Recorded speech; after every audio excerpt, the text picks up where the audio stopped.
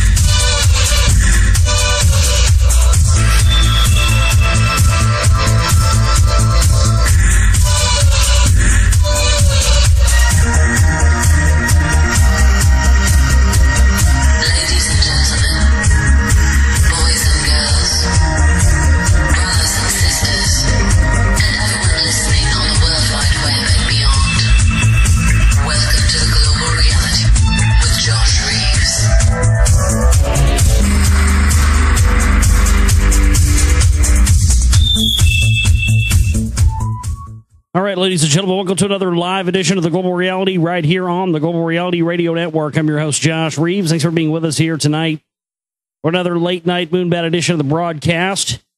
October 10th, Monday, October 10th into Tuesday, October the 11th, 2011. So glad to be with you here tonight for another live edition, and glad you're here with me tonight. We're going to get into a big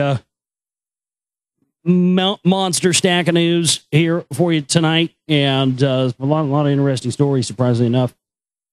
And then we're going to get into, I believe, tablet number 6,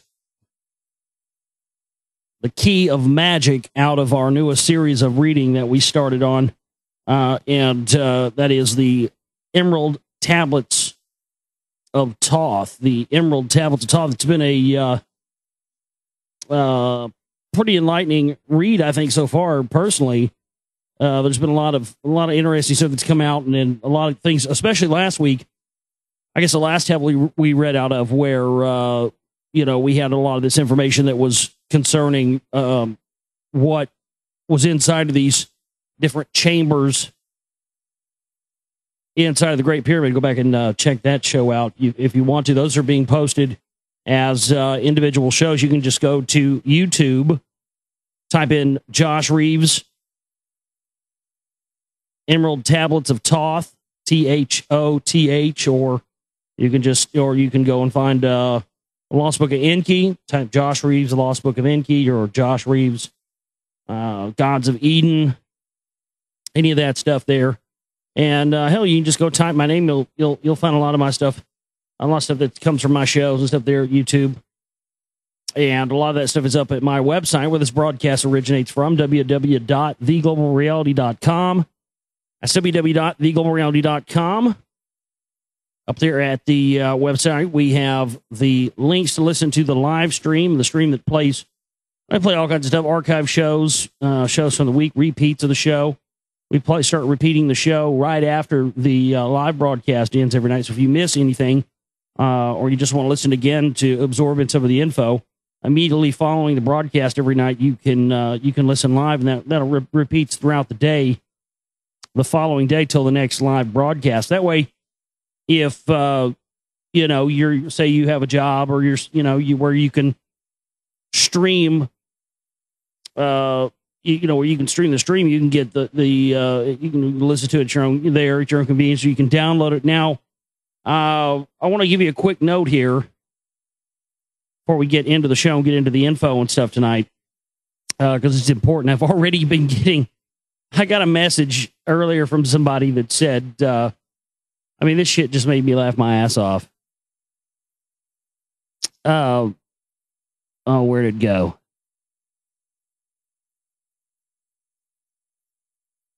Oh, here it is.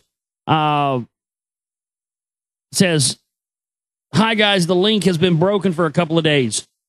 I'm going through withdrawals. Help!" Yeah, let me. And that brings me to an important message here. This comes from Man Hydra, our webmaster. "Hey Josh, I just want to let you know I'm getting a new web hosting account I'm sick of these fuckers messing with my account for arbitrary and contradicting reasons. Once a new account is set up, I'll begin transferring all the archives. Hopefully, it'll all be done by Tuesday. So, yes, I've already got several messages from several Global Reality addicted listeners, and we have a bunch of those. It's becoming an epidemic, and I'm proud to say I'm the full 100% cause of that epidemic. I'm taking full justification for this, and yeah, I mean, a lot of people get addicted to the show, and they're like, they fiend for it like crack. But you know what? I do have to say something to you, crack addicted Global Reality feeds out there. I notice the ones that I get messages from, the ones that say they're the most crack addicted, I notice that I don't get any other emails that have donations from those people's names on them, or those email addresses. But the people who do donate all the time don't ever send me messages saying they're crack addicted or to the show. That's an interesting phenomenon.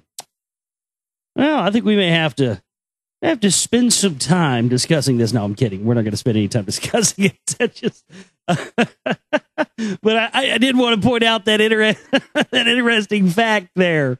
You know, I like to give you the hot facts, and that was what you crack addicted types. You crack addicted types. I'm not seeing that you're not smoking real crack while you're listening to my show, and that's why you don't have money to donate. Is it? That's not. I hope that's not what it is, because otherwise I wouldn't make fun of you. Actually, yeah, I would make fun of you. You shouldn't smoke crack. I mean, come on. Plenty of plants out there to get you fucked up. No need to smoke the cocaine. I mean, you just don't need it, man. But in the words of Rick James, cocaine is a hell of a drug.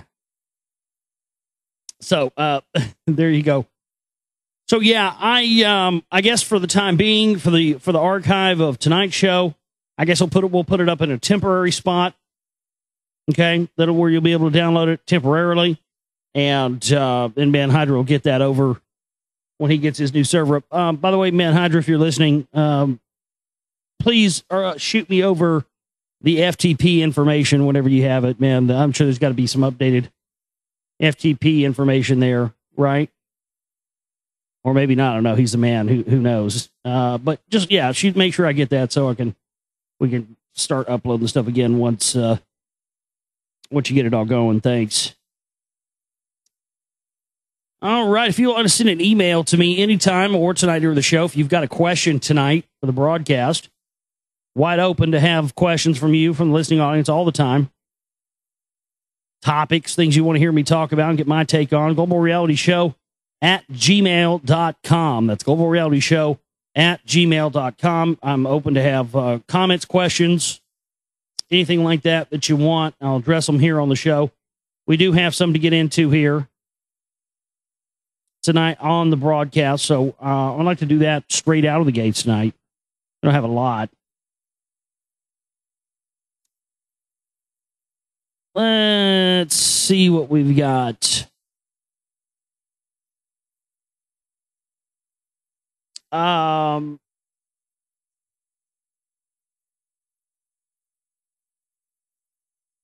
not that one. Oh, yeah, I did hear about this. Somebody sent me a message saying, hi, UPS and FedEx are now also turning in people if they notice anything when you open your door. A medical pot user was turned in by a pizza delivery man, a Colorado man who got a visit from police after a pizza delivery driver smelled marijuana at his home, is getting free pizza from a rival restaurant. That's awesome. So the rivals across town said, fuck them. We don't care if you smoke pot here. You get a free pizza every day till you die of cancer, buddy. Go ahead.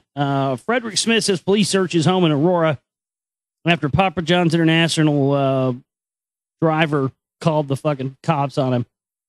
And so this listener saying, yeah, UPS and FedEx are doing, well, yeah, I mean, man, this has been going on for a long time. This isn't anything new. I mean, if you're going to have stuff delivered to your house, be it packages from United States Postal Service or from UPS or FedEx or any one of these other carriers or private courier, anything, anybody, mailman, I don't care. If you're going to order pizza, if you're, I mean, this, I don't know. I guess this is rudimentary stuff for people who aren't rookies. I mean, don't have stuff delivered to your house, man, if you can't not smoke pot long enough for it to not, reek so bad. I mean, doesn't that kind of go hand in hand? I mean, how many movies have we seen where, I've worked in pizza restaurants. Man, I was a fucking cook in a pizza restaurant for 4 years. Well, I was trying to get to where I am now. And and before that, I'd worked as a driver for years. I'll tell you this, it's routine when you go deliver a pizza to smell marijuana. I mean, it's the norm.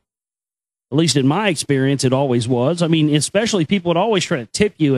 And I had guys tip me in fucking joints and blunts and fucking Thai sticks. And, you get crazy shit when you go out and delivering pizzas, man. It's a wild, wild experience if you've never done it. I mean, you never know where the fuck you're going to go or who the fuck you're going to meet.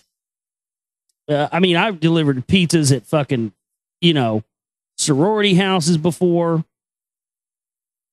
You wind up with titties in your face before you try to get your deliveries back. I mean, it's ridiculous, man. But delivering pizza can be a lot of fun.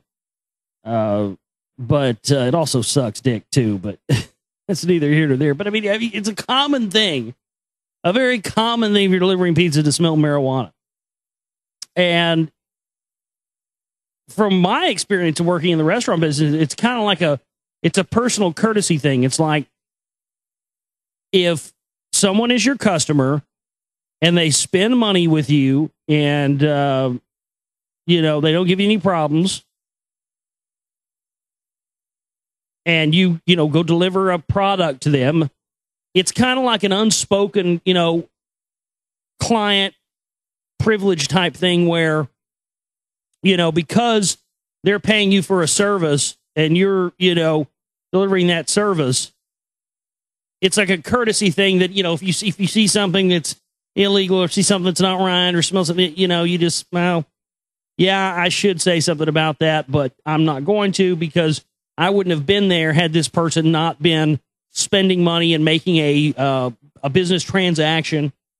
And so, that's how it always used to be. I mean, I had bosses tell me, don't even worry about it. If they're not getting out of control, they're not trying to be a physical threat to you, then there's really nothing that, you go to somebody's house. And it turns out, because what's interesting about this is that in Colorado, where this happened at, they're now decriminalizing it in large ways there. In many ways it is, but they're going after full decriminalization in Colorado. So who the fuck is this loser delivery driver that's calling the cops on, special medical marijuana users? This guy probably is a cancer patient.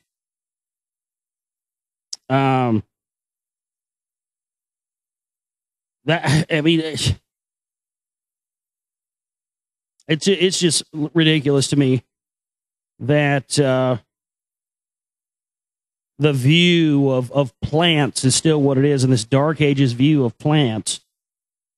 And again, the only way you would have a society that would view these plants, psychedelic plants, psychotropics, those type of things, naturally occurring plants, only a society that was bent on total control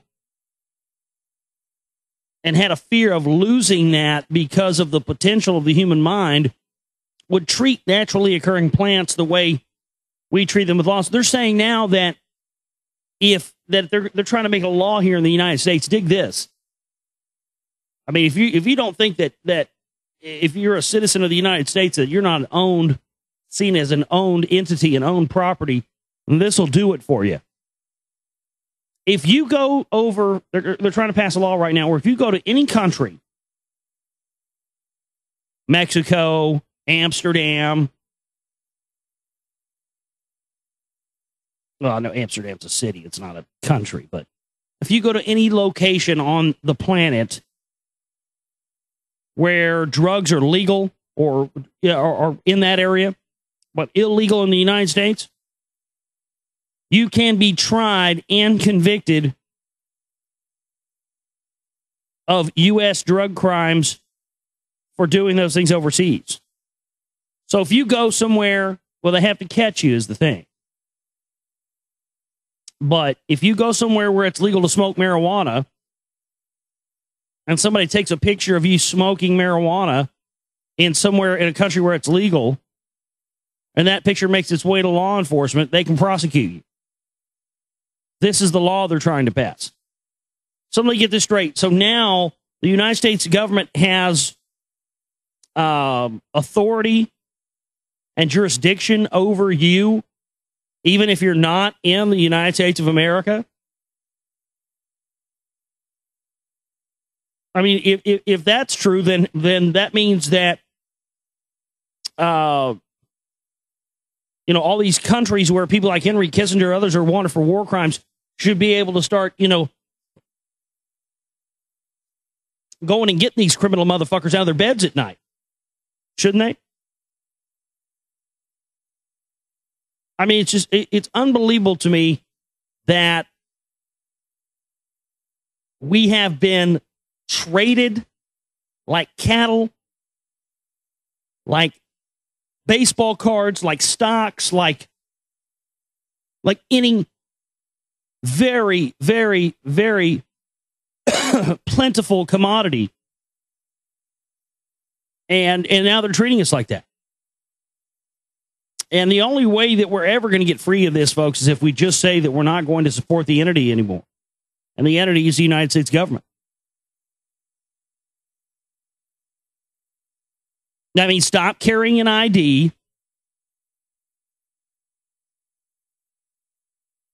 Stop doing everything that connects you into their system.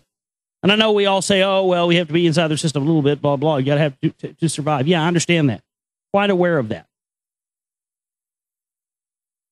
But not everybody has to do it. Not everybody has to not do it.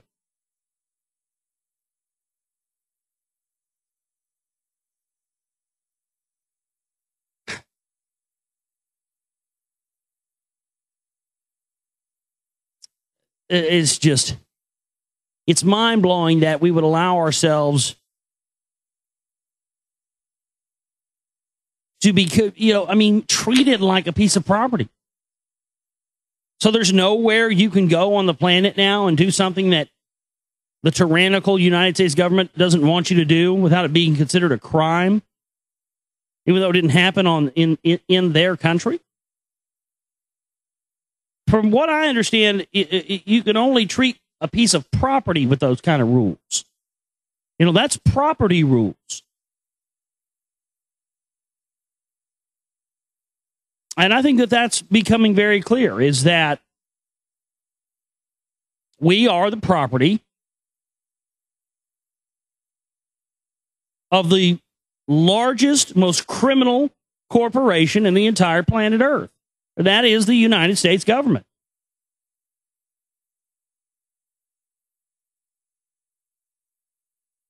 And we've got people who are being preyed upon right now. In this time where we're moving towards, galactic alignment, all these things, the world is always in upheaval around these times.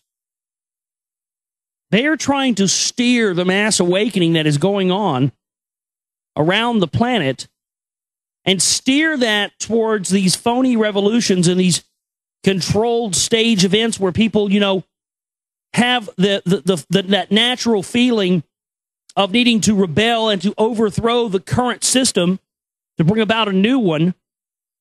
They are steering that energy that everyone and a lot of people are feeling, and they're steering that back the way they want it to go, back towards this phony left-right paradigm bullshit.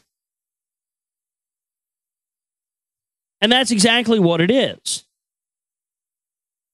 I mean, the jig is up, man. This whole thing with, Occupy Wall Street was a complete ad busters, left-wing propaganda event from the front. And like I talked about last week, what's funny is how many people, this is the new thing, is they want people to believe these events are real and are really started by the people. So again, that it satiates that want and desire to rebel so that it's not funneled and channeled into something that's actually productive. That's why they stage these. That's why they use these provocateurs and these people to create these things.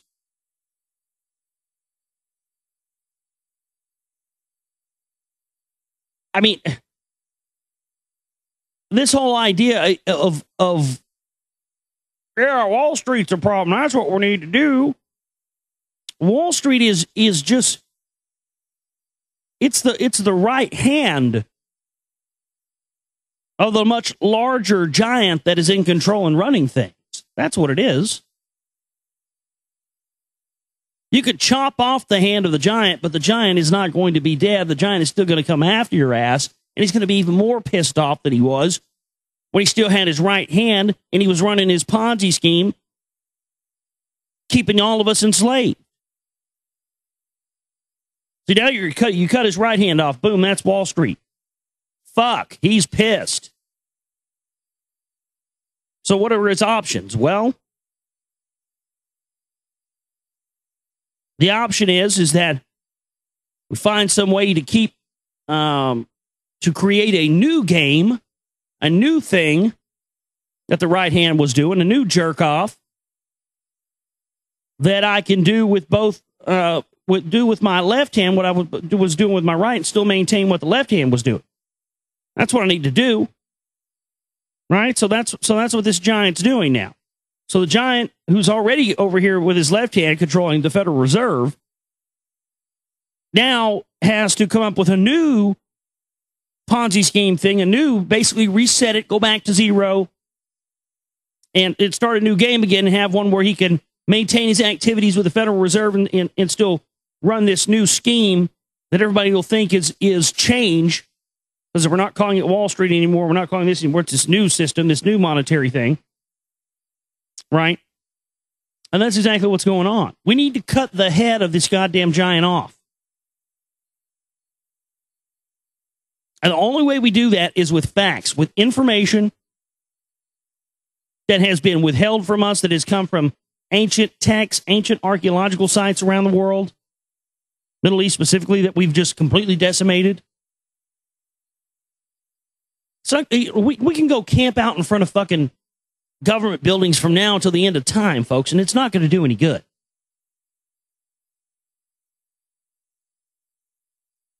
And trying to fix the current system with the same said system, I don't know how long people can continue running around in this hamster wheel without seeing this for what it is. It's a hamster wheel. You just run around and you think you're getting somewhere, but you're not. You're not getting any fucking where. Because it's designed for you to never get anywhere with it.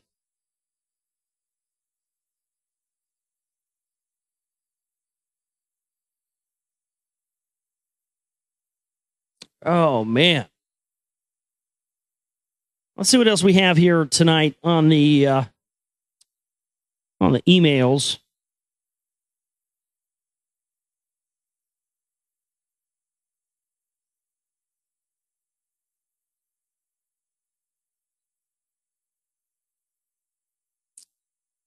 This is from Jason. It says, "Evening, Josh. First of all, thank you for what you do. I became a listener of your show and videos and your band a couple of months ago. You're doing a great job covering that, which is not covered in the mainstream. I'm an artist, a musician, and a researcher of many things. I am particularly interested in otherworldly contact and interplanetary communication. Do you have a perspective on the law of one dictated by Carla Ruckert by the being calling himself Ra?" Well, I'm aware of Ra. I'm not aware of this information. I'll definitely take a look at it and tell you what I think about it. I will tell you to go watch the movie Stargate with Kurt Russell again. You'll definitely see some stuff about Ra there.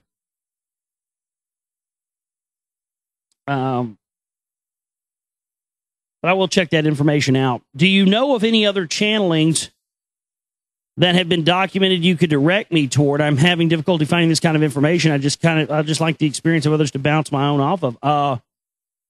Yeah, I mean, dude, there's throughout history, there's tons of, I mean, people have been channeling entities forever. John D, look into John D. Looking at what he had channeled his Enochian magic system from. Supposedly that the Enochian magic system of John D is derived from the same thing that the Necronomicon is derived from. And supposedly the Necronomicon and John D's language of talking to, you know, entities, angels and demons and all this stuff that goes back to the Temple of Solomon also relates to the Emerald Tablets of Thoth. You had Aleister Crowley. Pretty clean-cut guy. He was into magical stuff, but he was a pretty clean-cut regular guy. The guy goes to Egypt, channels this thing called a was, some kind of green entity alien thing that he channels his book, the Book of the Law, from. And then after that, he's just, you know, having sex with anything that moves and fucked up on opium, you know, just becomes the wild man we all know and love. But also Jimmy Page from Led Zeppelin, who was, in fact, he at one time had the largest personal collection of original Aleister Crowley manuscripts in the world. I think he has since turned that title over to Mr. Danny Carey, the drummer for the rock band Tool. Danny Carey's a big Kabbalist too. His drumming style actually comes from, he does this kind of a swooping style. I'm a drummer and I love Danny Carey. He's just a fucking amazing entity. I don't even call him a person. The guy's a fucking entity, because everything he does is based in sacred mathematics. It's based in Kabbalism. It's based in ancient mathematics. It's everything. Everything down to the letter that he does is. I mean, fuck, the last album that Tool came out with had a little note on their website that said that they advised their listeners to consult the Lesser Keys of Solomon before listening to this record. Excuse me? God damn. I mean, that's heavy shit. And, you know, he had talked about, there's a thing on their website where Danny Carey talks about he had, you know, had watched his dad. He walked in on his dad doing a Masonic ritual and saw his dad doing this swooping motion with a sword. And to this day, he still does that movement in his drumsticks when he's playing.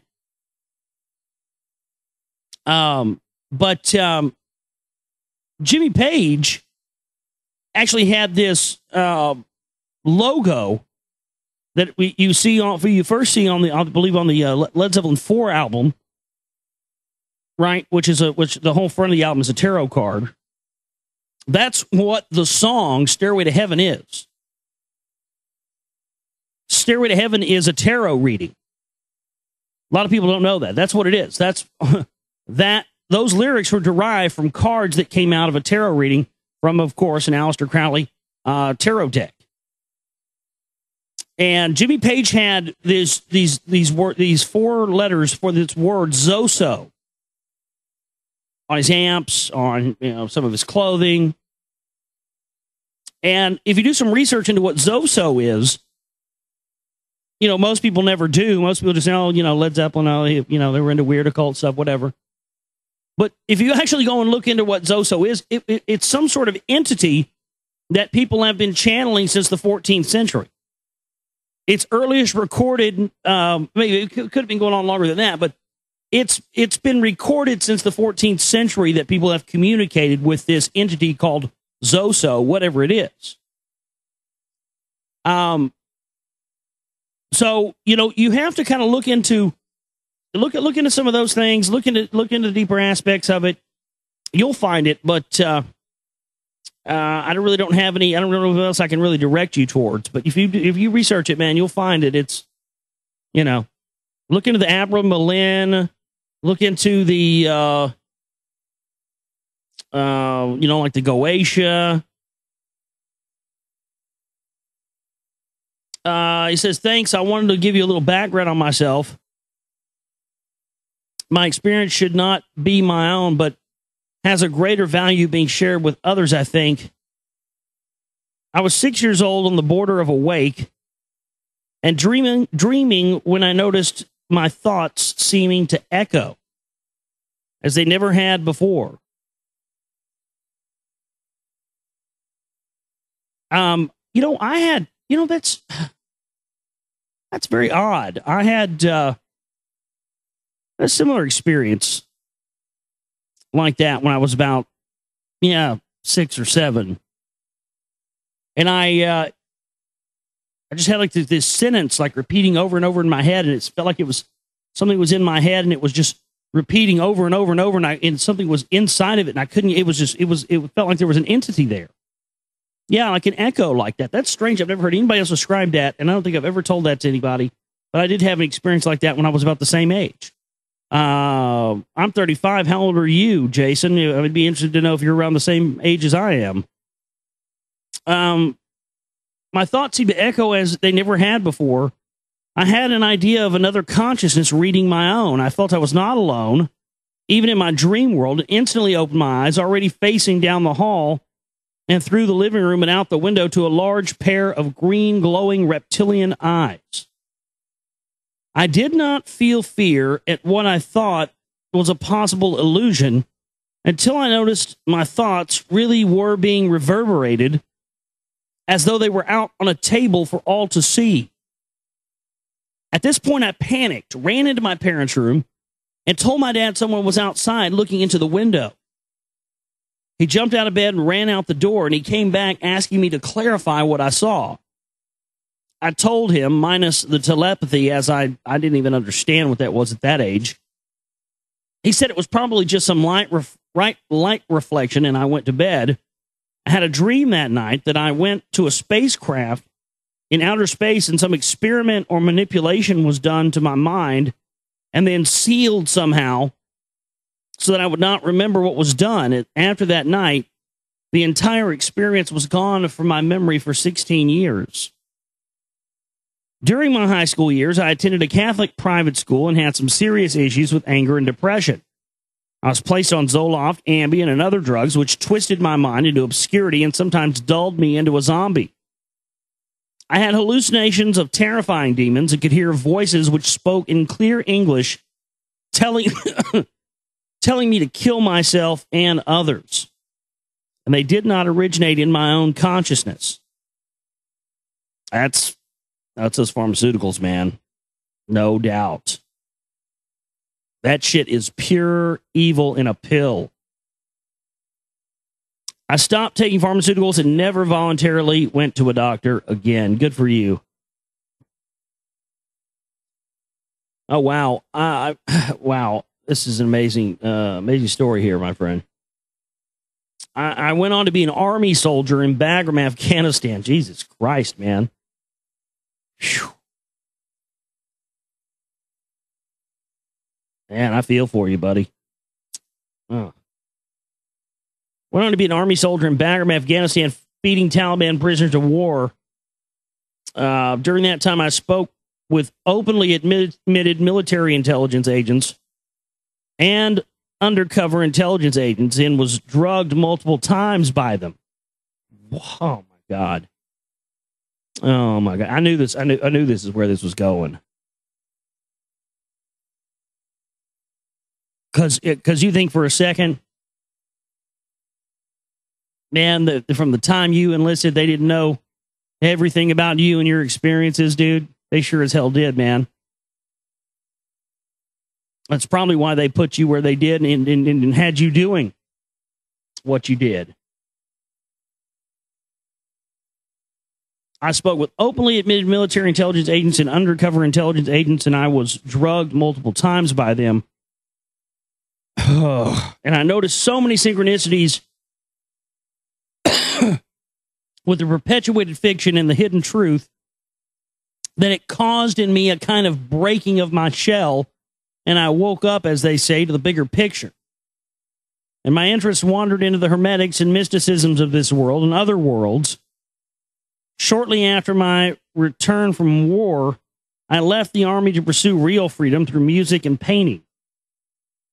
The first time I took LSD with my old band, we were sharing UFO sighting experiences, and it hit me like a lost memory does. It was a trippy night, to say the least. I remember saying to my friend, who asked how I felt after the dose, I have always been on acid. A story I don't share with a lot of people, but I'm sure it won't sound that weird to you. Peace, Jason. Well, thank you, Jason. Thanks for sharing that with us. Wow, it's a hell of a story there, buddy.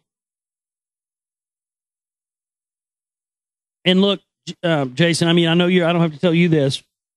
You're aware of it.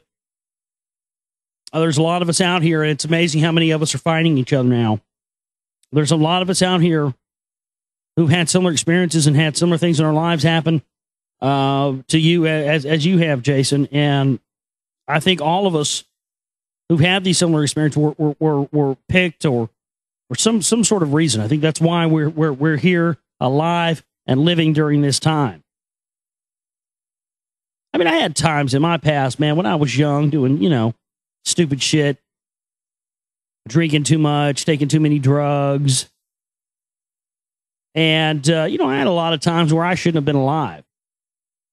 But through it all, something was always pushing me and keeping me alive and always putting me where I needed to be. And it always still has. And I know that that's for a reason. I know that's so I can do this and so that I'm able to do this because it's what I'm supposed to be doing. And, I think whatever it is, Jason, I don't know, I don't know a lot about you other than what you just told me with that email there, but I'd say whatever, if you haven't found what you're here to do, buddy, keep looking. Don't stop. Keep going. Because if you haven't found what you're here on earth to do yet, you will. Because if you weren't supposed to find it, you weren't supposed to do it, you'd be dead by now. That's just all there is to it.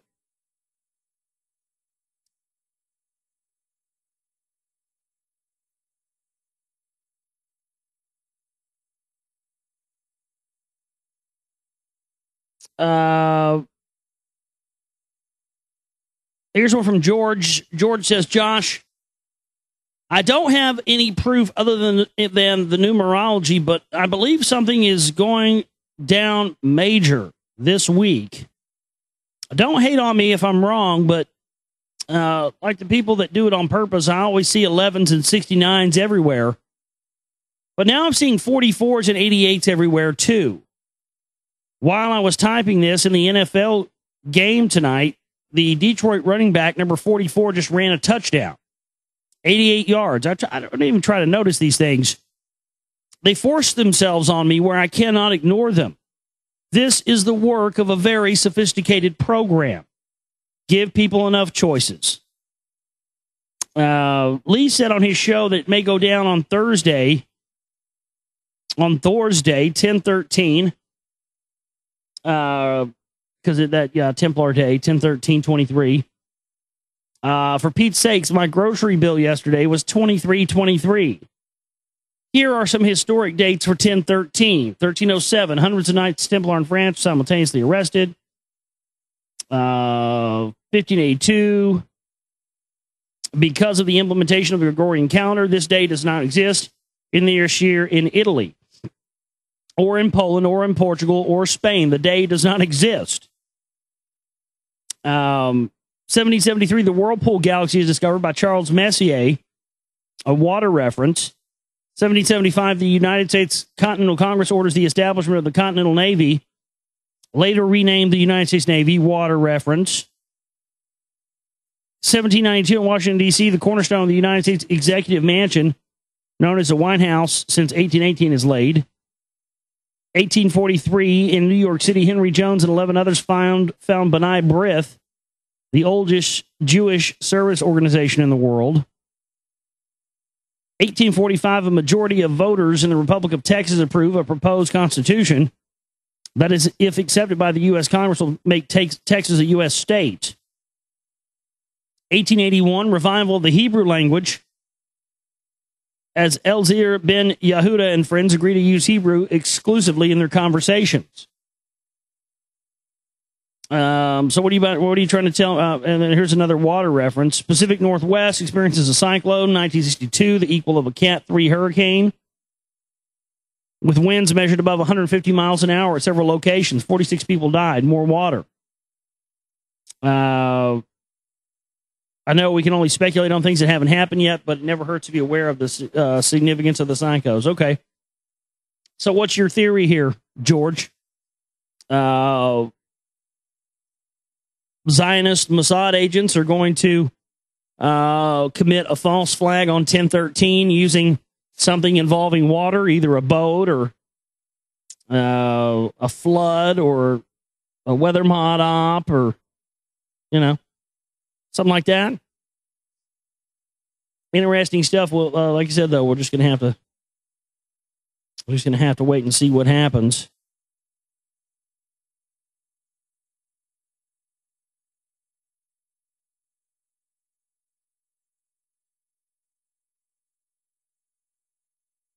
Here's an email from someone named Michael. Michael says, I strongly suggest Dr. John Brandenburg for an interview.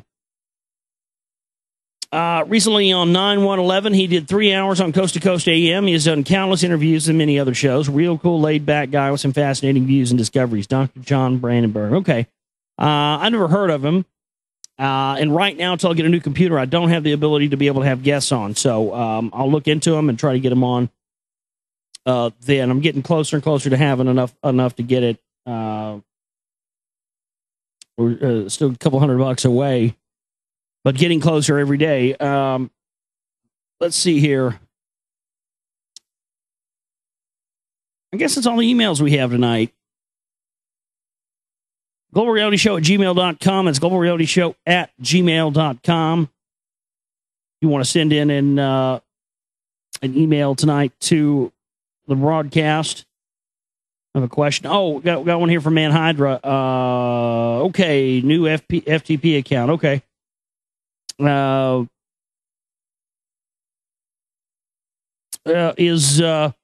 Okay, so you got the new FTP account. When am I going to be able to start uploading those to that? Can I do that tonight, or do I need to have a temporary solution? Just shoot me an email. Let me know, Man Hydra. Appreciate that, bud. Yeah, I agree. Fuck Coast to Coast. Generally, my attitude is fuck Coast to Coast and everybody on it, but there are occasionally some good people on the show, even though it's a total fucking, I mean, come on, dude. Clear Channel, isn't Clear Channel mostly owned by, like fucking, what's that one? Some big right-wing military industrial complex group, like DynCorp or the, not Halliburton, but like, what's the name of that group? I can't remember. I swear they're owned by some big Millplex company.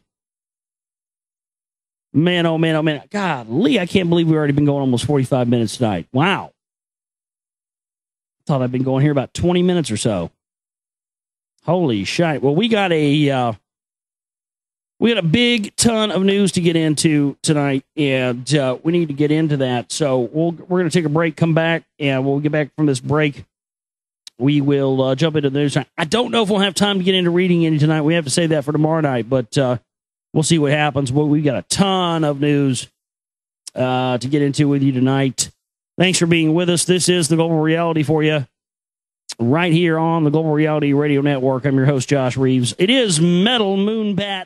Oh, yeah, back here with you on the Global Reality. I'm your host, Josh Reeves. Thanks for being with us here tonight for another late night Moonbat edition of the broadcast. Lot of show left tonight. We are going to be going into the wee hours tonight, so I apologize. Sometimes I cut the show short, sometimes because I don't want to keep everybody up too late, but tonight it's going to be a long one, so you might want to brew some coffee and get your third, fourth, fifth, sixth wind going on tonight, because we got a lot of stuff to get into tonight. By the way, I got a note from Man Hydra who says I can start uploading the show tonight to the new server. So there you go. So yeah, the other previous archives, just be patient, and he'll migrate those over as he's able to. So thanks, Van Hydra, for getting that going for us, and he takes care of our archives, website, all that stuff for us. Keeps everything updated there. TheGlobalReality.com. It's www.theglobalreality.com. It is my website there. And as it stands right now, we operate on just what we get in from listener support. Fully 100% listener supported here. And we don't have corporate sponsorships. We don't have dick pills and Jew gold or anything else. I am open to start having some sponsors for the show and different stuff like that for certain things, certain stuff that I think is legit. You're certainly not going to see dick pills and Jew gold and all that, but don't have anything going on that front yet. Working on trying to get some stuff going, and hopefully we'll be able to have some stuff for you guys to check out when we get some people to come on board with us. So there you go. But if you have any suggestions or anybody out there, if you want to be a sponsor of the Global Reality, send me an email, globalrealityshow@gmail.com, and we'll get you going on that. But we have the chip and banner and the donate button there at the website. Our goal for the week is $200. We need to raise $200 this week. We have a stream bill coming up at the end of the week, and we just work better when we have weekly goals. So that's our goal for that. Everything else is pretty arbitrary. We're still setting up a new release date for the Secret Right Volume 2. I'm looking to have it done by the 29th, October 29th. That's my current goal, to have it done by. And it'll take 2 to 3 weeks, maybe a month after that for DVDs to get made and ship out and all that. Something like that. I don't know. It could be faster if you had to pay a little extra for that. We'll just have to check it out once it's done. But I'm also going to release it in sections online for free. And then once the DVDs are in, and they're in the hands of people that pre-ordered them and people that donated to the film and all that stuff, once that's out, then I'll release the full film for free online for everybody to have and download and put on YouTube and all that stuff. But that's how I'm going to do it this time. So we're going to have we'll have a small screening of the full film for certain people, hopefully on the 29th.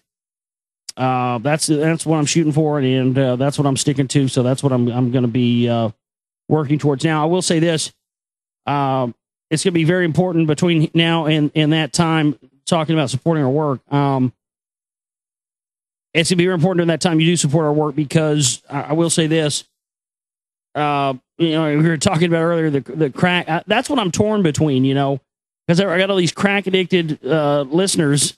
I don't mean literal crack, I'm just joking, but I mean, they're addicted to the show. And, I got people who are, every day want shows. They want shows 7 days a week. I got people that fucking, I won't do radio 7 days a week. Dude, I did it for too long. Too much of the time for too long. I mean, I was doing shows 6 days a week, 4-hour show during the week, 2-hour show on the weekends. It was just too much, man. It was burning me out. And, because I know something I'm going to be doing for a very long time, anything I can do to keep the burnout factor from becoming too overbearing, I try to do. And I think I've been very successful at that, because I've pushed myself doing this stuff, man, over the past 4 years to the point where I've almost burned myself out. I'm just not going to do that anymore. It's just not worth it. But I'm torn between that. I'd love to, I'd be honest with you. If I didn't have to worry about, money, to live and survive and pay the stream bill and keep this thing going, I'd take 2 weeks off from the show right now and work on this film every single day for 2 weeks.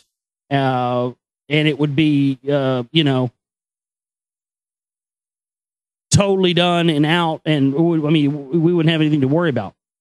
The problem is right now is there's such a big chunk of my day that is dedicated to going just through news and going through material for the night, because it's not something you do Like, I mean, it's something you do throughout the whole day. And because what used to happen to me is that I do the show at 11 o'clock in the morning, and it would be done at 3 o'clock in the afternoon, but all this stuff would come out throughout the rest of the day when other late night shows or nighttime shows were on, and they'd all cover that stuff at night. And then by the time it got to me the next morning, it was already old news. That used to frustrate the piss out of me. And that's one of the things I've liked about doing the later night show is I'm able to give you an all day wrap up, you know, the news that I bring to you. And I've got probably fucking 30 stories here tonight.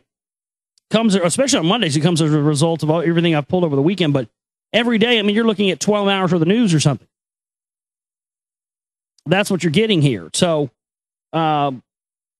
you know, I'm just torn between that. I'd love to be able to take 2 weeks off and not have to worry about doing any shows till after the 29th and just work on this film solid for the next 2 weeks, and I could get it done. But the problem is with that, if I don't do shows and we don't get in support from listeners, it's like, you know, what their attitude seems to be, what have you done for me lately? You know, if you're not live, then you're not going to get support and you're not going to be able to survive. That's a big problem.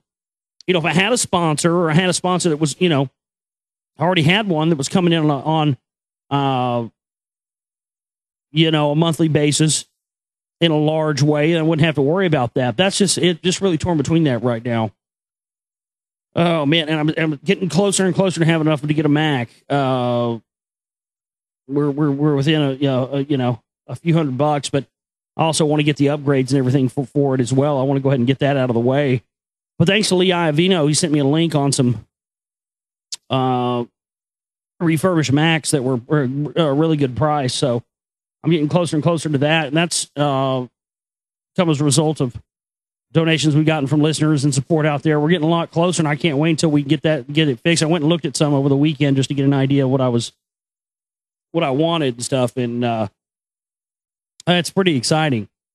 I mean, I've used every video program you can get for PC, dude, with tricked out PCs and everything else.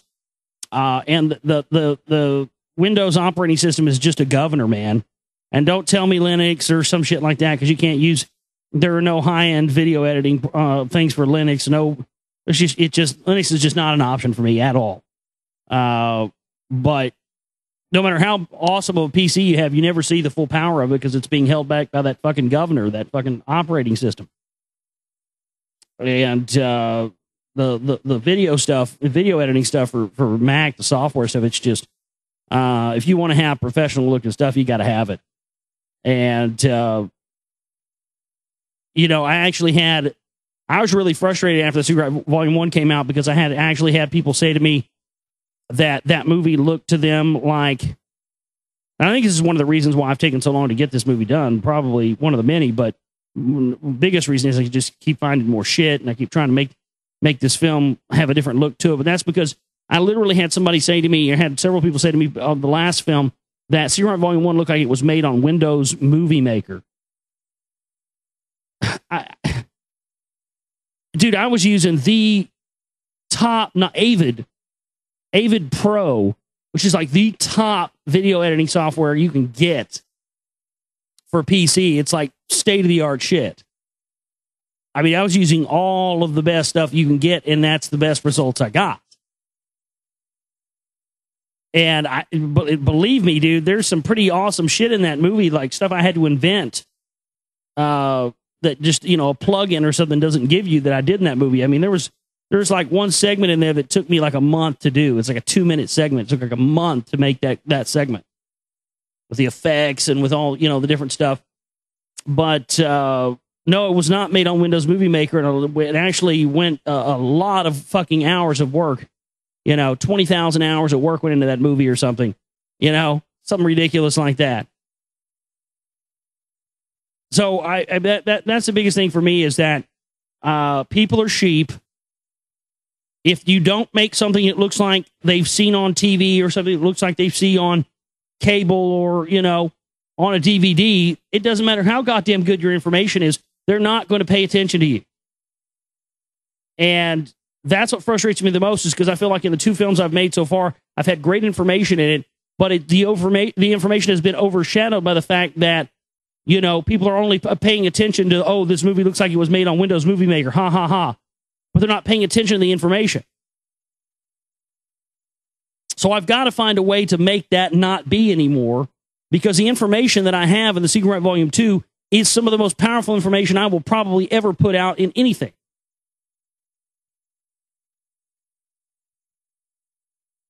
This stuff is important. And I have always said, and will continue to say, that I will take as long as it takes until this movie is right. I am not going to rush it. I'm not going to have people put pressure on me and try to get me to put out something I don't feel is right. Now, I'm setting my goal to have this thing out by the 29th, but you got to understand, dude, something's got to give. But people are wanting to have, you know, they want the radio show to be live, and they want the film to come out. And they want it all for free. They don't want to have to pay for me to, you know, buy equipment, or, you know, that's in no consequence to them. They don't want to have to, you know, I've got to come up with $500 to have DVD printed. So what? Upload it to YouTube for free. Give it to me now. I don't care. That's not my problem. So that's what I'm up against. And that's what I've been up against. And to the people out there and the critics out there, to the people out there who criticize, you know, the things that I do. Hey, I got a little piece of advice for you. Make your own film. Why don't you do it with no budget? If you got money, it's great.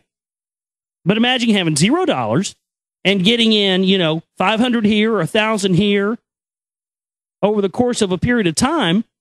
It's going to take a long time to be able to make that movie. So I think on the Rockwall movie, we're going to have a Kickstarter thing for that. I think it was Scott had suggested that. One of our listeners, Scott, had suggested I have it was a good idea to basically have a fundraiser thing for the amount that I'm looking for the Rockwall film, and not have it where it, you know, ends in a month or anything, but just have it something that goes on for, you know, over the course of many months or something, you know, just have it running for a while. And that way stuff will just, you know, it'll just be like a dedicated thing that comes into supporting that film being made. I think that's a good idea, you know, because then you have a goal and then people know what it's, you know, what the goal is and what we're looking for there. I don't know. I'd love to have emails. I'd love to have comments. What do you want? Do you want me to keep doing shows for the next 2 weeks and keep doing what I'm doing and keep working on the films in the time when I'm not doing the radio show and hope that I get it done by the 29th? Or would you like me to not do radio shows for the next 2 weeks and work on the film to have a guaranteed release of that film by October 29th? I'd like to know. GlobalRealityShow@gmail.com. Let me know what you think I should do. I got to say, you know, during that time, though, I mean, we're going to need some cash in here.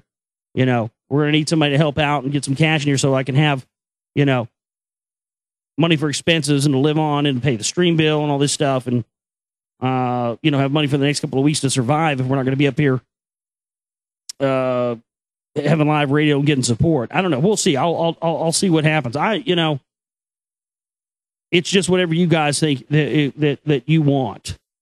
We'll do it that way. Let's get into the news tonight. We have so much news. Let me start at the top. Let me go back. I think that stuff's been piling up here since fucking Friday. Man, I'm gonna blow through some of this stuff fast, but I've got a lot of important shit here tonight. Let's start right here at the top. My goodness gracious. Man, I've got so much technology and science news and shit tonight. They are ramping stuff up for some. I don't know. You know, people have been coming in the chat room. People send me emails saying, "Hey, you know, something big. Look, I think something big's about to happen on the horizon." And you know, I've been saying for years, man, that you could say that any given month and any given day on any given year for like the past 10 years, and it's going to stay that way for a period of time. We're in a great time of upheaval and change, and I mean, look at the astrology. Look into galactic alignment. Look into these things. It's these cycles that happen have effect on the people, on humans, and on society that happen on a cyclical nature. They happen during certain times. We're in one of those times right now. But, you this stuff just continues to ramp up and continues to go forward. And listen to this, FBI to launch nationwide facial recognition service. I mean, they want to be able to scan everybody everywhere they are at all times. The FBI by mid-January will activate a nationwide facial recognition service in select states that will allow local police to identify unknown subjects in photos, Bureau officials told NextGov. Well, that's just great. And who has access to that data and who made this technology? Because this to me just sounds like, giving them more information on how to kill you, making it easier for them to get to you. The federal government is embarking on a multi-year $1 billion overhaul of the FBI's existing fingerprint database to more quickly and accurately identify suspects, partly through applying other biometric markers such as iris scans and voice recordings.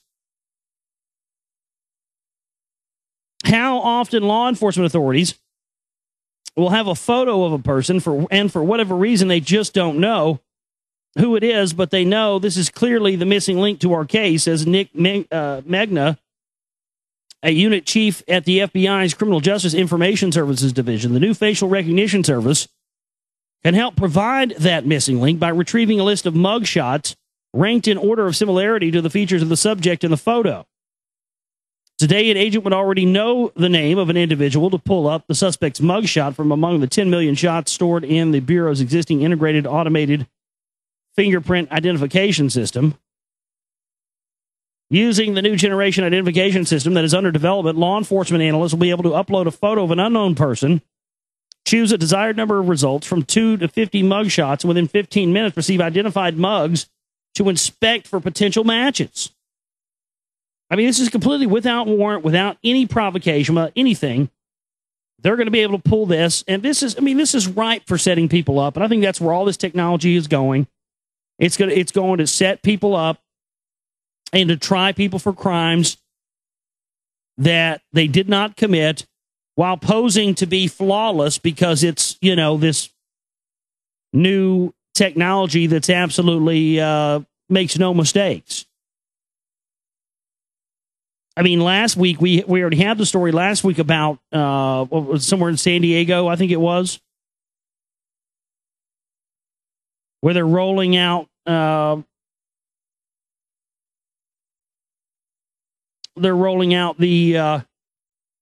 excuse me, Minority Report technology right now as we speak. Here's another article about that. The London Telegraph, U.S. crime predicting technology tests draw Minority Report comparisons. Using cameras and sensors, the pre-crime system measures and tracks changes in a person's body movements, the pitch of their voice, and the rhythm of their speech. It also monitors breathing patterns, eye movements, blink rate, and alterations in body heat, which are used to assess an individual's likelihood to commit a crime. The future attribute screening technology, the FAST program, is already being tested on a group of government employees who volunteered to act as guinea pigs. The first test was carried out at an undisclosed location in the northeastern United States. According to the Department of Homeland Security, it was not an airport, but was at a large venue that is suitable for an operational setting. Ultimately, the system could be used, listen to this, the system could be used not only at airports, but at border crossings at any large-scale public event like sport matches or political conventions. So when you go to a political convention or a public event like a concert or a sporting match, you may be subject to going through a pre-crime technological scan. And see, what are they going to do from now on? Well, when everything's database and everything is becoming more and more that way, profiles and everything into databases, they're going to know how many times a day you went to Infowars.com. They're going to know how many times a day, and they already do, how many times a day you've gone to the globalreality.com, how many times a day you've looked up, the Emerald Tablets of Thoth.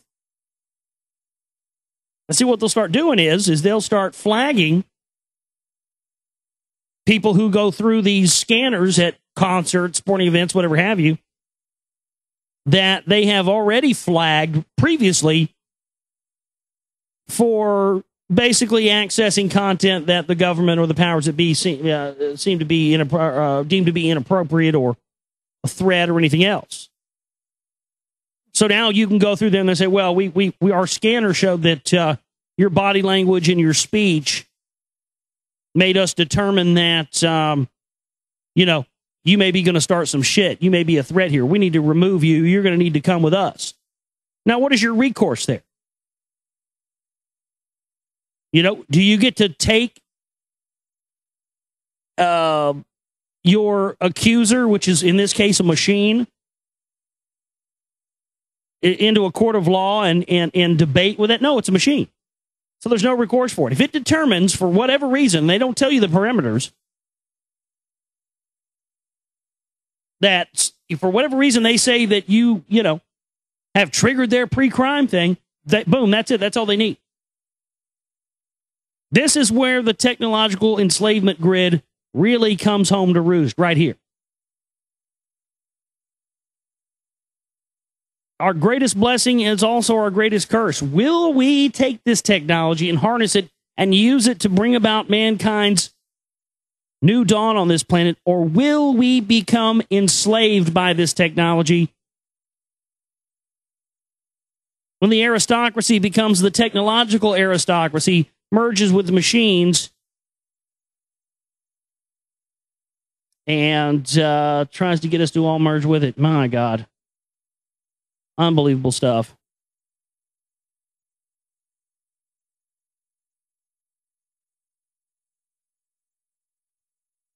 A man is dead after falling from the top of a San Diego concourse parking structure at the San Diego Civic Center during the Occupy San Diego protest around 3:30 p.m. Monday afternoon.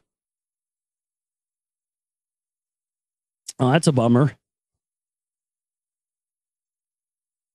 Oh, what else we have? Oh, this is great stuff right here. Lair of the ancient Kraken sea monster. Release the Kraken. Release the Kraken, motherfucker. Possibly discovered. They found the bones of these, sea creatures the size of a boat, with their bones neatly stacked up in geometrical patterns.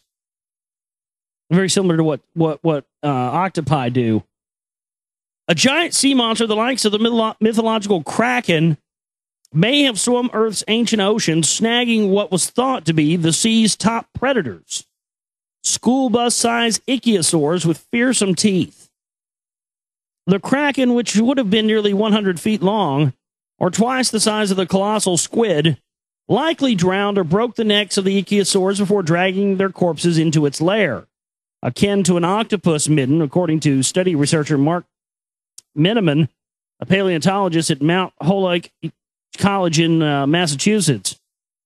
There is no direct evidence for the beast, though McMiniman suggests that because it was soft-bodied and didn't stand the test of time, even so, to make a firm case for its existence, one would want to find out more evidence. So, yeah, Kraken may have existed after all. Yeah, I mean, everything we think is fiction, folks, is rooted in some kind of a reality. The sooner you understand that, the less it's going to blow your fucking brains out once you see it too many times.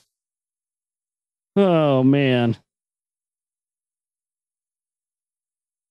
NFL political donations show the league leans right wing. Well, duh. Well, the NFL, it was all founded by people who were in the Knights of Malta, folks. The Hunt brothers were involved in all that stuff. Oh, yeah. I mean, it goes back, which, of course, the Knights of Malta also connects to the mob, which, again, connects back to Rome, which is why we know that these football matches in the United States are modern gladiatorial distractions. It's all rigged. The bookies in Las Vegas run everything. They've got the fucking refs in their pocket. They got the players in their pocket, the owners in their pocket. It's a big racket. Not much more I can say about that. This is interesting. A listener sent me this. A A new drug that cures all infections. And guess what it's called? Draco. As in Draco the Dragon, as in Alpha Draconis, as in reptilians. I mean, you got to be kidding me, dude. They're just putting this shit right under our fucking noses now, aren't they? I mean, they're just rubbing. You like this shit? I'm going to rub your fucking nose in that shit. Oh, you like it? Yeah. Rub your fucking nose in that shit. You like that? You want some more? Rub your fucking nose in shit. Get your shit in that fucking nose now. Oh. Christ. Vaccines can be a little tricky, especially the viral vaccines. For the most part, penicillin can kick the living life out of most bacterial infections, but viruses are in a completely different ballgame. The problem with viral infections is the fact that when you try to cure a virus, the virus mutates extremely fast, making the newly discovered vaccine pointless. Well, scientists at Lincoln Laboratories Chemical, Biological, and Nanoscale Technologies Group have developed a brand new type of drug they call Draco that actually destroys any and all viruses, no questions asked, period. This new drug doesn't care if the virus is mutated or if the virus is completely different from other viruses. As long as it's a virus, this vaccine will kill it. This means that the HIV virus might finally have met its match. Here is how it works. The virus infects one of your cells and then reprograms your cell to make more viruses. Thus, process repeats itself over and over and over again. The virus has to make long strings of double-stranded RNAs, which is when the main characteristic of all viruses. A normal healthy cell will never make this double-stranded RNA. When Draco is introduced into the body, its mission is to find these RNA strands. Once it locates them, it actually instructs your cells to commit suicide, effectively killing the virus and preventing it from even knowing what hit it. This cell suicide also prevents the virus from having the ability to mutate, since it never gets the chance to replicate. Talk about an effective and violent way to destroy viruses, eh? But, oh well, if this is what it takes to kill HIV, then go for it. While Draco is extremely effective at destroying viruses, it doesn't attack the virus right away. It has to wait until the virus has infected a cell. So this new drug is not a vaccine, but rather a cure for HIV, flu, bird flu, SARS, Ebola, or anything else. The best thing about the Draco is that it's super effective. Additionally, Draco doesn't seem to have any side effects, at least not on mice. The next step is clinical trials. Let's hope in the next couple of years we'll be able to have a cure for just about anything. Oh, yeah, well, they already do have a cure for just about anything. But the only reason they're allowing these supposed new cures to come out for things they haven't had cures for is so they can put it officially on the books, put it officially on the records, act like it's new, and charge exorbitant fucking prices for it. The haves and the have-nots, neo-feudalism, baby. And the sooner you know that's where we're heading towards, the sooner, hopefully, you'll be against any motherfucker who's supporting the bringing in of this neo-feudalist system. And I got news for you. Left, right, center, doesn't matter. They all support it. Democrats seek to own Occupy Wall Street movement. Seek to own it. They already own it. They have from the very beginning.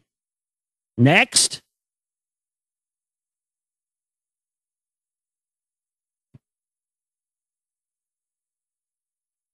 Sex and drugs on tap. Who says it's not a political party? Occupy Wall Street protesters make love as well as class war. Camp infiltrated by partygoers and homeless looking for sex, drugs, and food. You know what? I'm sure. You know, Lee Rogers told me that when he went up to New York for 9/11 back in 2007, Jonesy and all those, you know, all the whole crew was there. We Are Change. He said that it was the most repugnant, ridiculous thing he'd ever seen because everybody was just there to party and get fucked up and, you know, have a good time. It wasn't about, you know, and I found that in my experiences as well. I don't have a problem partying and getting down and having a good time too. But if we're all going to gather in some place to do something that's, you know, that we want to try and make a change with, and let's do that and save the partying for later.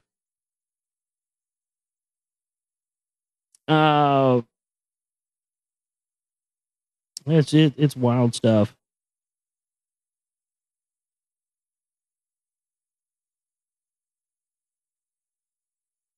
It started as a gathering of furious youngsters protesting about the supposed lack of opportunities for the average American, but then the freeloaders came along. As the Occupy Wall Street protests continued in full strength in Manhattan today, the atmosphere in New York's financial district has become increasingly debauched.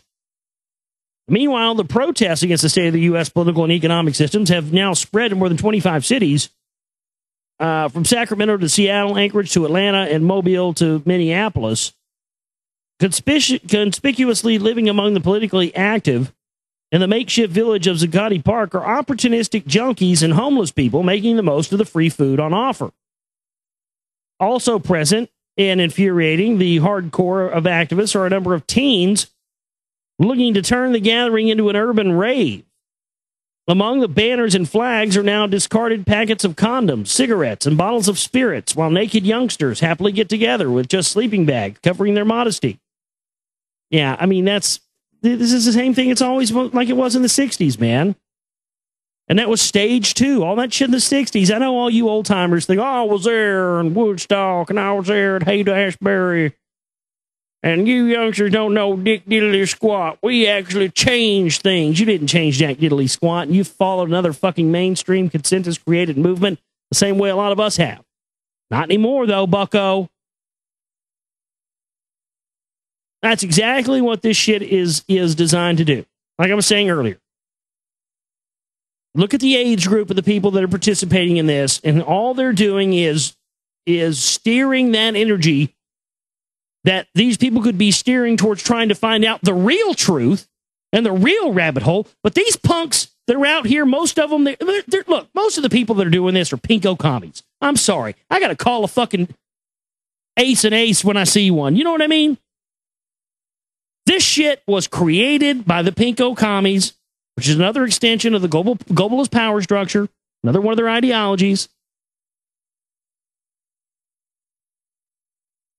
And these pinkos are going out and trying to get the system to change what the conspiracy is trying to change the system to. That's how sick this is. These pinko commies that are screaming, oh, well, I'll get rid of the Federal Reserve and everybody in the country makes the same amount of money, is because they're trying to bring about this system that's an ideology that they want to be the globalist ideology. What, you think Russia isn't communist anymore? Really? Is that what you really think? You really believe that line? You believe the Cold War ended and Russia's not communist? But yeah. They ended the Cold War because the ideology they decided to take out of the mainstream, because that's the ideology they're going to try to take worldwide. Think of Hitler's National Socialist ideology on a much larger scale. Same people that perpetrated that.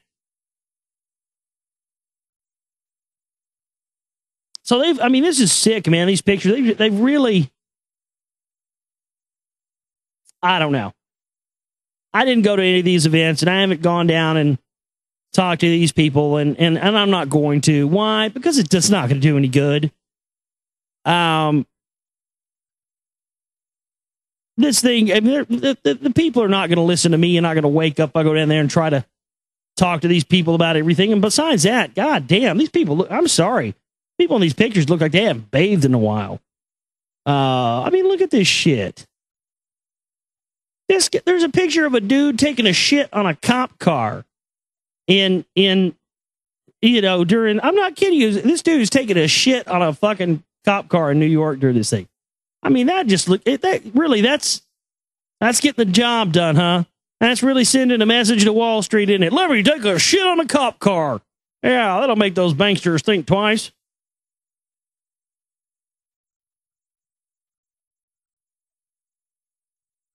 Congratulations, you fell for another phony revolution.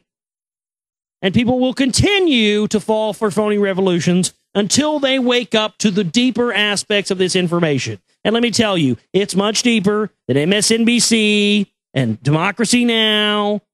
And Fox News and CNN and MSNBC and Rachel Maddow and Alex Jones and any of these cocksuckers will ever tell you it is. But somebody the other day was talking about this, there was that old saying, came from the hip-hop world is where it came from, but, the revolution will not be televised. You know why the revolution won't be televised? Because if it's televised, it's not the revolution.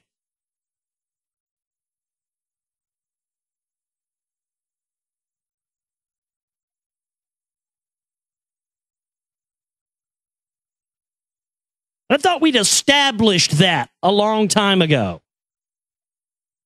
Man, oh man, oh man. Oh, this is just a great one here. Government aims to build a data eye in the sky. So pre-crime and the eye in the sky. Boy, we're here now, aren't we? More than 60 years ago in his Foundation series, the science fiction novelist Isaac Asimov invented a new science, psychohistory, that combined mathematics and psychology to predict the future. Now, social scientists are trying to mine that vast resource of the internet, web searches, Twitter messages, Facebook and blog posts, the digital location trails generated by billions of cell phones to do the same thing. The most optimistic researchers believe that these storehouses of big data will, for the first time, reveal sociological laws of human behavior, enabling them to predict political crises, revolutions, and other forms of social and economic instability, just as scientists and chemists can predict natural phenomena. My God, how stupid do you think we are? New York Times, Jew York Times, excuse me, that's what it should be called. How stupid do you think we are, God damn it? I want a fucking answer out of you. They've had this shit for years. They have had AI supercomputers running algorithms and running things to determine they know fucking 10 years from now what year of fucking red shoes are going to be popular. You're going to trot this out to these pseudo-intellectuals in New York City so they can sit around and sip coffee and go, oh, look at this. They're building an eye in the sky. This shit's been here forever. This is not new. But they have to make it appear new whenever they're attempting to roll out a new technology, which is going to be used to further enslave you. That's when they do, oh, look what we have here. The government's going to build an eye in the sky based on Isaac Asimov thing. Oh, that's just great, honey. I love it. We'll be able to predict political crises, when revolutions are going to happen. Blah, blah. They've had the ability to do that for years. They run an algorithm that runs all these different possible scenarios. That's what they run all the wargaming stuff off of. The likelihood of outcomes and possible scenarios. That's been one of the biggest operations by the DOD, the State Department, Defense Department, going on for years and years and years now. God damn, these pseudo-intellectual cocksuckers that act like we're idiots. Like we don't know how to read the same fucking trade publications and science magazines and everything else they do. A house in the Hamptons does not give you access to, magazines and mainstream newspapers and websites the rest of us aren't seeing. Okay? It just doesn't.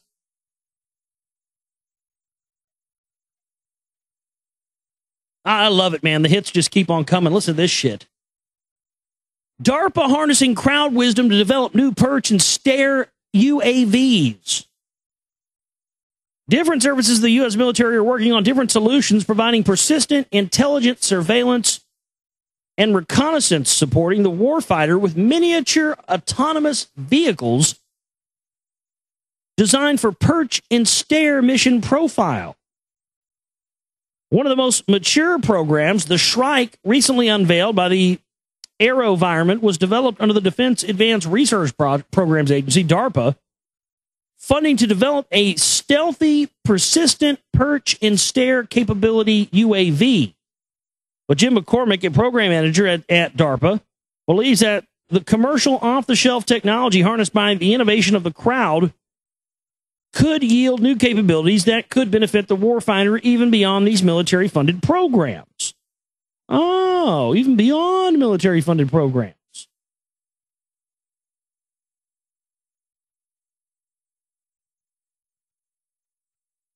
So they're working on these things that basically you can throw them. They do all kinds of different stuff. Vehicle vertical takeoff, landing, transition from flight mode to observation mode while maneuvering around obstacles and are basic requirements. DARPA expects teams to demonstrate higher levels of autonomy and automation, particularly in transition modes, obstacle avoidance, and follow-me flight mode, supporting operations on the move. The payload to be used should be able to identify persons or activities of interest up to 100 feet away, with real-time video transmission monitored at a distance of 2 miles. Communication should be able to support non-line of sight. Total observation time may require up to 3 hours of pictures and/or video to document the facts. The vehicle should maintain low acoustic and visual signature to minimize probability of detection. For this program, DARPA has collaborated with the U.S. Navy Space and Naval Warfare Systems Center, Atlantic PM DARPA, to launch UAV Forge, a global crowdsourcing competition to design, build, and fly advanced small unmanned aerial vehicle systems. The winning team gets a $100,000 prize to build 15 examples of the winning design to be evaluated by the military. I love this shit. They go into the private sector, throw a little bit of money around, and get their project funded for much cheaper than they could fund it on their own, without having to get the taxpayers to go on board with it or anything else. I love it. That's what they do. $100,000. Do you know how much money these goddamn military contractors are raking in off this shit? $100,000? Give me a fucking break. You ought to give them $100 million. $100,000 is nothing in military hardware, military budget. Christ. Especially not in development. Do you think the United States government would in any way, shape, or form think about trying to develop an autonomous unmanned aerial vehicle on a $100,000 budget? They wouldn't think of it for a second. $100,000 in the private sector, though, we throw that around, get them to do it. Hey, that's a lot of money to somebody, right? And you're probably thinking, oh, well, I'll get credit and royalties every time one of these is sold and used in the war, right? That's not how it works. You develop this for them for this, and they give you $100,000. That's it. You're done. They thank you. They take your shit. They're going to make you whatever they want out of it, and that's it. Otherwise, if you don't sign a release, you don't get your money. And guess what? Well, I'll just won't take my $100,000. I'll just take my invention and go home. Doesn't work like that. Doesn't work like that. They'll steal your shit and claim that they had a copyright before you did. I mean, it doesn't matter, man. Ridiculous. Still can't believe that guy took a shit on a cop car, though. But this one right here, this story, I got to tell you, this definitely takes the award for Best News Title of the Week. Trying to rekindle the flame, Ashton Kutcher and Demi Moore pictured in a bid to save their marriage at a Kabbalah camping retreat. And I don't know about you, but this shit looks like some fucked up ass, lame ass camping right here. Look at this picture. That's some lame ass looking camping right there. So Demi and Ashton are going to the Kabbalah. I mean, what exactly is a Kabbalah camping retreat? I'd like to know. I mean, what the fuck is going on here? What makes it any different? You can't just go out to a regular camping spot. You got to go to a Kabbalah. I mean, are you communicating codes and signals in Kabbalistic language all weekend? But I'm sure Ashton thinks that he, because. And did you see the chick that he banged that he cheated on Demi with? She looked like a nasty gutter whore, dude. Ugh. Jesus Christ, I see bitches at the 7-Eleven that look better than this chick. That's the best you could do, dude. God damn. Well, I will say this. Probably if you're going to try and make good with your wife you cheated on, and you're going to a Kabbalistic camping retreat, I would say the best thing to do would be while she's, cozy with you in the tent. I would think it would be a good chance for him to cozy up to Demi and say, baby, I know I cheated on you. I know I was wrong. But to make it up to you for old time's sake, I'm going to slide my 2-ball cane inside of your puckered Templar, and I brought the lube. So I hope you're ready. Come on, let's get it on. And I'm sure all will be good after that. Is this finally proof that the Yeti exists? Yes. Yes. Yes. This is what I've been waiting for. This is really why I do this. If you want to get down to the nitty-gritty of it, I'm only involved in this. This is the real truth here. I'm only involved in doing radio making films for one reason. That is to find out whether or not the goddamn Yeti, the fucking Sam Squamch, really exists or not. That's it. That's once I find out whether he really exists or not, I'm out of here. That's the big secret. Chupacabra 2. They have long been thought to be merely the stuff of legend, but Russian officials say they have found indisputable evidence that Yetis exist and are living in Siberia. The bold claim follows an international conference and expedition to track down the abominable snowman in the Mount Shiora area. However, doubt has already been cast on the find, as the team has no convincing photographic or DNA evidence. Their claim appears to be based on bent branches and a single unclear footprint in a small sample of gray hair found in a cave. The administration of Kemerovo region, where the cave is situated yesterday, announced that indisputable evidence had been found. But critics said the expedition was more about making the area a tourist destination than true science. Researchers who led the search said that they are closer than ever to catching one of the creatures. During the expedition to the Azaskaya cave, conference participants gathered indisputable proof that the Shiora Mountains are inhabited by the snowman. They found his footprints, his supposed bed, and various markers which the Yeti uses to denote his territory. So we shall see. So it looks like they found a big ass footprint. That is a big ass footprint, I have to say. And some goddamn Sam Squanch or something. I don't know what it is. Who knows? Boy, this is a great news story here.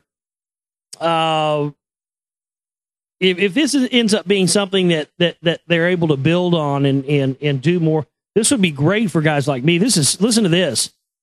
Your own personal Sputnik. Launch a satellite and beam signals from orbit for just $300. When Russia launched Sputnik 1 and it orbited the Earth beaming a radio signal, America was sent into a panic.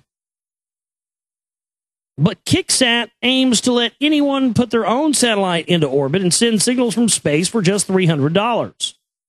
Your money buys you a chip-sized solar-powered satellite that will beam a radio signal back to the ground until it burns up on re-entry. Designed by Cornell University student Zach Manchester, the tiny satellites will be launched into space in Kicksat, a space container. On reaching orbit, the Kicksat will spring open, delivering its payload of Sprite satellites, tiny spacecraft with radio and solar cells. The satellites will only transmit a tiny amount of data, initials, for example, and will not last long in orbit. They're in such low orbit that they will burn up within a few days. My aim is to bring down the cost of spaceflight, says Manchester on Kicksat's page, allowing anyone from a curious high school student to a professional scientist to explore what has until now been the exclusive realm of governments and large companies. By shrinking the spacecraft, we can fit more into a single launch slot and split the cost many ways. So far, 30 people have paid to sponsor a Sprite or a Kicksat page. Well, yeah, it only does it for a few minutes, but boy, that would be interesting, wouldn't it? We started having, the technology where anybody could put up a satellite to broadcast from very cheaply. Boy, that'd be amazing. The FCC would be pissed. That'd be awesome, though. I'd much rather pay $300 a month for a satellite than $300 for a stream. Wouldn't that be awesome? We just had a fucking global reality satellite up there beaming down our shit 24 hours a day. Oh, that'd be fucking tits, man.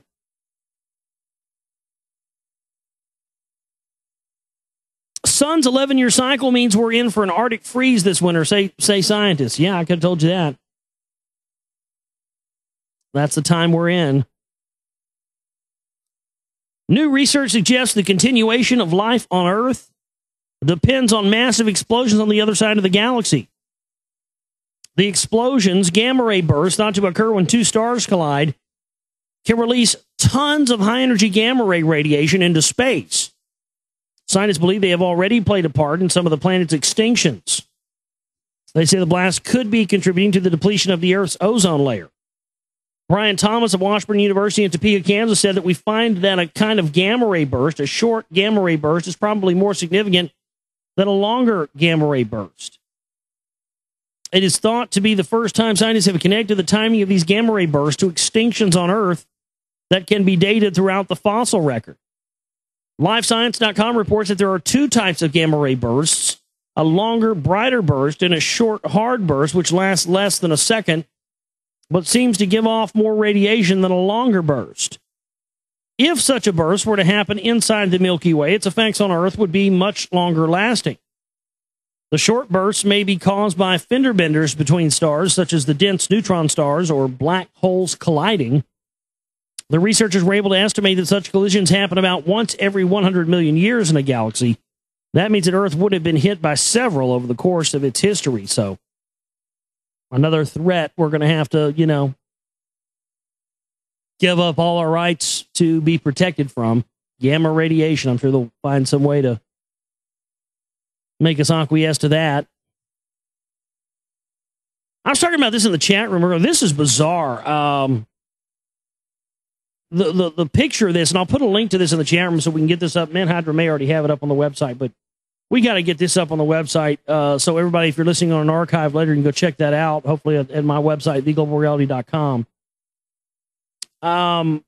Unbelievable stuff. Sarcophagus lay for years in Seaside Museum before owners realized it was 3,500 years old, one of the most valuable ever.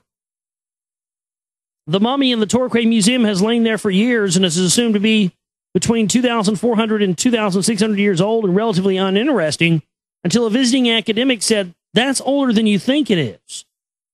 Speaking to Mail Online today, museum curator Barry Chandler said Dr. Aidan Dodson from Bristol University looked at the design and realized it must have come from the Egyptian Golden Age, the time of Akhenaten and Tutankhamun, who were both extraterrestrial aliens, by the way, beyond any shadow of a doubt. Not only that, the sarcophagus indicated it was made for a child of high status. Probably even it's among the most valuable such items in Britain. Now, when you scroll this from the Daily Mail, when you scroll down to the bottom of this, there's a CT scan of an X-ray of what's inside of the sarcophagus. And I don't know about you guys, man, but this thing looks like a fucking alien. It looks like a predator. There's just no other way around it. It's got these like roundish slit type eyes. I mean, the damn thing just looks like an alien. I've seen a lot of stuff, man, but that's, I gotta say, that's one of the spookier things I've seen. I'm sorry, but that thing just doesn't look like a plain Jane human to me. I don't know. Dr. Aidan Dodson from the Department of Archaeology and Anthropology at Bristol University examined the artifact and found it dated back to the reign of Thutmose III, the 18th dynasty of Egypt, 3,500 years ago. It's an extraordinary discovery. It means that the coffin is now the most spectacular exhibit in our entire collection. Cut from a single log of cedar wood, it is exquisitely carved, inlaid, and painted. For a child who had been given something like that, he must have had very important parents, perhaps even the king and queen. Unfortunately, the part of the inscription which had named the boy and his parents is so badly damaged we cannot be certain right. Yeah, well, you know what? When they first started finding these things, there was massive defacing of these artifacts, many artifacts from Egypt, from all over the planet, where humans went in and actually knocked names off of these things, knocked symbols off them because, this information unfettered has a lot of potential to damage the power structure and their overall master plan for global domination. Simple as that.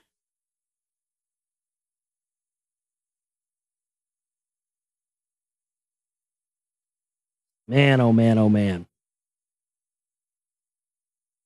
Crazy times, crazy times, crazy times indeed. You know what? I'm going to leave it there tonight. I'm out of gas. But, boy, it's a good show tonight. I want to thank everybody for tuning in and being with us here for the show. My website where this broadcast originates from is www.theglobalreality.com. I'll be back with you tomorrow night for the show. We'll get into more of the Emerald Tamples of Tall for you tomorrow night. More news as well. But, man, unbelievable times. And, again, you know, everybody's saying, oh, I think something's going to happen here. Something's going to happen this date. We're just in that time, man, where things may happen at any time. Be prepared. Be ready. You know, speculating and wondering if something's going to happen on a certain date is not going to make it go away, and it's certainly not going to make it any better. But just, you know, be prepared. Make the most of every day. Realize this is all an illusion, but do your best to make it the best damn illusion you can. Who's with me? Please donate and support our work. TheGlobalReality.com. Let's get some donations in here today. We need your support right now. Help us out. Getting close to being able to get that computer.